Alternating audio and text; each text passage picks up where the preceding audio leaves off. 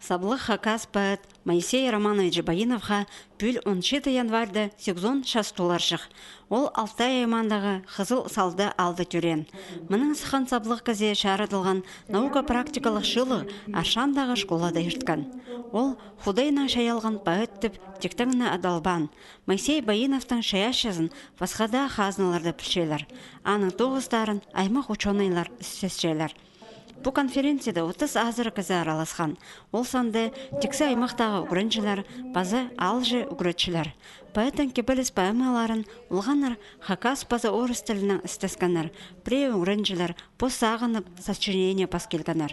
Олар анамынды шон алнына сығарғаныр.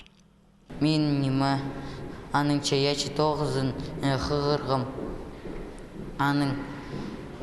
Аның кейбірлері қайдық ол нема пасқанын.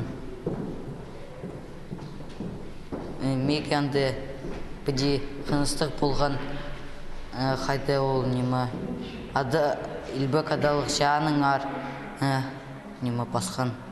Жылғыды шоның қайына дөк көзеді кемнелген. Анда олы қыз жақтар саблық поэтің хан жөңіз поэмазына постың түрен шерінің сіліне шарыдылған қоғыстар шаяп салықтырлар. Пер дөк бұстарының пілізінің үлізіргі өнетін келпарғанар асқыстағы лицей интернатың үретшілері. Олар сидік шүрттас ешткен поэттің кізінің амыр хылиныңар, чаның қазы шуларыныңар, пазада пасқа темаларын кізі чүрене терді шары тұрғанар.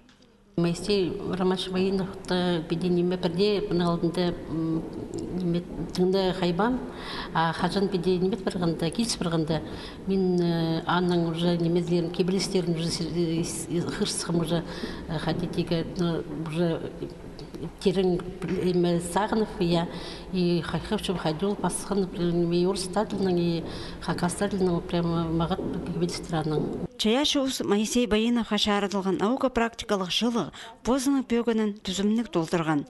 Мұнда болғанар поэттіңер көп наниме біліп алғанар. Аны түрен тілге, пазы шерсуын ақынызын, бұғыдар қызын өттірі сезінгенар. Тектің немес бұл жылық өтөк түрен тілінің шонар арасындағы күніне шарыдылып апарылған.